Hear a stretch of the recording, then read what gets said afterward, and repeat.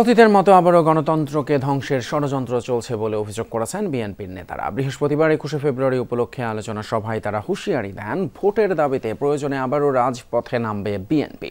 ইতিহাস বিকৃতি করে একটি গোষ্ঠী জুলাই অভ্যুত্থানকে নিজেদের সম্পত্তি মনে করছে বলেও অভিযোগ করেন তারা।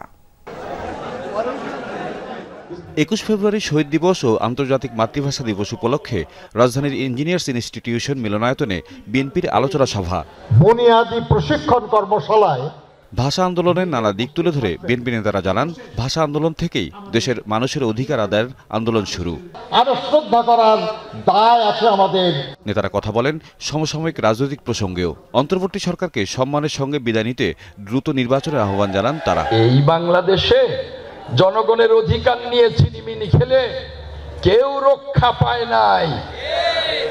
আর একটা কথা বলতে চাই, ওই সমন্বয়কের নামে নিজেরা আইন হাতে তুলে নেবেন না।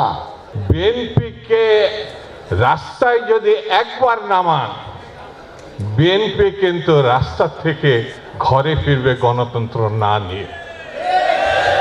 এটা মনে করেন না। তার কাছে এখনো আমাদের প্রত্যাশা, ভালোই একটি ভালো নির্বাচন যদি করে ফেলা যায়, সব কুল রক্ষা হবে, এটাই আমার বিশ্বাস। বিএনপি শীর্ষ নেতাদের দাবি, গণতান্ত্রিক প্রক্রিয়ায় বাধাগ্রস্ত করতে এখনও ষড়যন্ত্র চলছে। নির্বাচিত সরকার ছাড়া সংকট সমাধান ও সংস্কার সম্ভব নয় বলেও মনে করেন তারা। আবারও গণতন্ত্রের বিরুদ্ধে ষড়যন্ত্র দেখতে পাচ্ছি।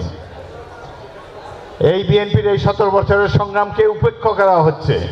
মনে হয় যেন 1.5 মাসেই এই দেশটি প্রায় স্বাধীন হয়ে গিয়েছে।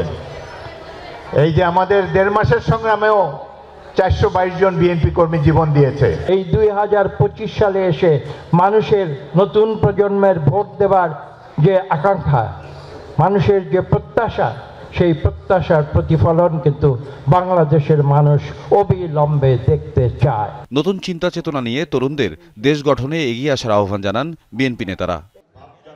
তৌহিদ মিথুন, যমুনা নিউজ, ঢাকা।